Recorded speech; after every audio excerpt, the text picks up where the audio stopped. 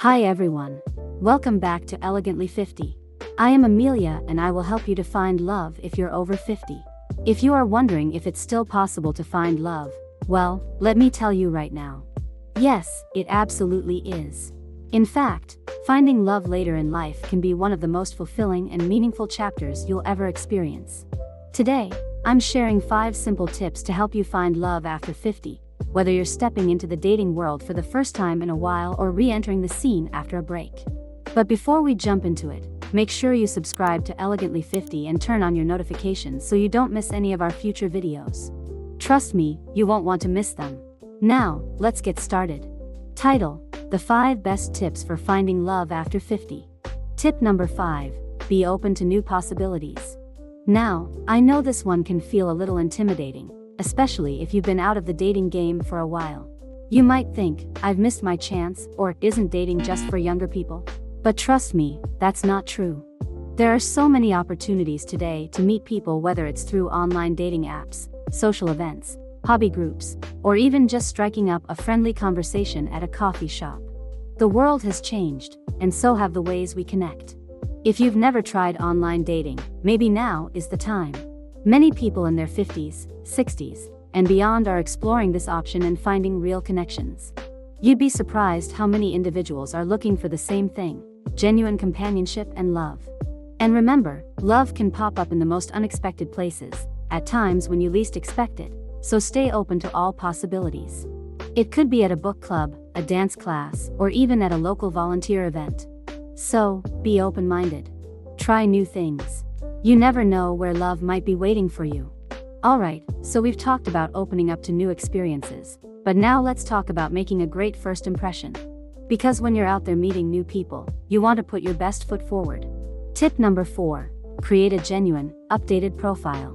Whether you're trying online dating or just meeting people through other channels, how you present yourself matters. Your profile is your first impression, so make sure it reflects who you are today, not who you were 10 years ago. I know some of us can be tempted to pull out that one amazing picture from a decade ago, but trust me, it's better to show who you are now. People are looking for authenticity. They want to know about you. What excites you, what you're passionate about, and what you're looking for in a relationship. For example, if you've recently traveled somewhere beautiful or had an incredible experience, share that with a photo or a story. If you love cooking, gardening, or even knitting, let that shine through. Talk about your favorite hobbies, the things that light you up. Your profile should reflect your true self, because that's how you'll attract the right kind of partner who truly resonates with you. When you're authentic, you're more likely to attract someone who values you for who you really are. So, take the time to update your profile and make sure it reflects who you are right now, not who you used to be. But of course, creating a great profile is just the first step. How you present yourself in person is just as important. Let's talk about that.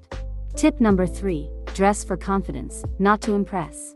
You don't need to wear anything fancy or expensive to feel good and make a great impression. The most important thing is that you feel comfortable and confident in what you're wearing. When you wear something that makes you feel confident, it shows in your body language, your posture, and even in the way you speak. Confidence is incredibly attractive, way more so than any designer label or extravagant outfit. Whether it's a simple pair of jeans, a nice blouse, or a dress you feel amazing in, wear what makes you feel like the best version of you. It's not about impressing others, it's about feeling good in your own skin. And when you feel good about yourself, that confidence radiates out and draws people in. And trust me, when you walk into a room feeling confident and true to yourself, you're going to attract the right kind of attention. Okay, now you're feeling confident and looking your best. But how do you keep that spark alive once you've met someone? Let's talk about how to keep the conversation going. Tip number 2: Master the art of conversation. Here's the thing. It's not about having the perfect pickup lines or talking about how amazing your career has been. It's about connection. People want to know who you are. They want to know about your passions, your experiences, and what makes you tick. So, ask questions that open up those conversations.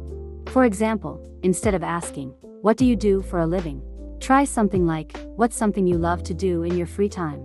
Or, "What's a recent passion project you've been working on?" These kinds of questions allow people to share what they really care about and help you discover more about them beyond the surface. Also, be sure to listen. Sometimes, the best way to connect with someone is to just listen to them. Many people just want someone who will hear them out and understand what they're saying.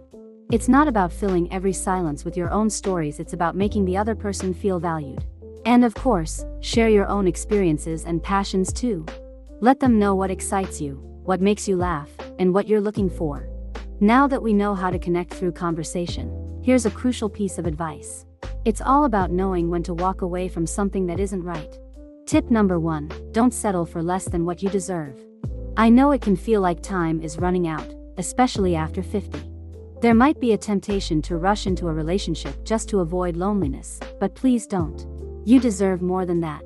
You deserve a partner who treats you with respect, who cherishes who you are, and who shares your values. The right person is out there, and you are worth the wait. You've learned so much about yourself and about what you need in a relationship over the years. Don't be afraid to walk away from someone who doesn't make you feel valued or who doesn't align with the kind of love and partnership you want. It's easy to think that time is running out, but the right relationship will come along when the timing is right. And trust me, it's worth being patient. You don't need to settle for someone who isn't the right fit for you. Your happiness and peace of mind should always come first. So, now that we've covered these key tips, let's take a moment to summarize everything we just talked about. Finding love after 50 isn't just possible. It can actually be one of the most beautiful, fulfilling experiences of your life. The key is to stay open, be true to yourself, and never settle for anything less than the love you deserve. And remember, it's not about rushing the process. It's about enjoying the journey and trusting that the right person will come along when the time is right. I'd love to hear your thoughts. What's your best tip for dating after 50? Drop a comment below, and let's keep this conversation going. If you found this video helpful, please give it a thumbs up, subscribe, and share it with someone who might need a little encouragement today. Thank you so much for watching, and I'll see you next time here on Elegantly 50.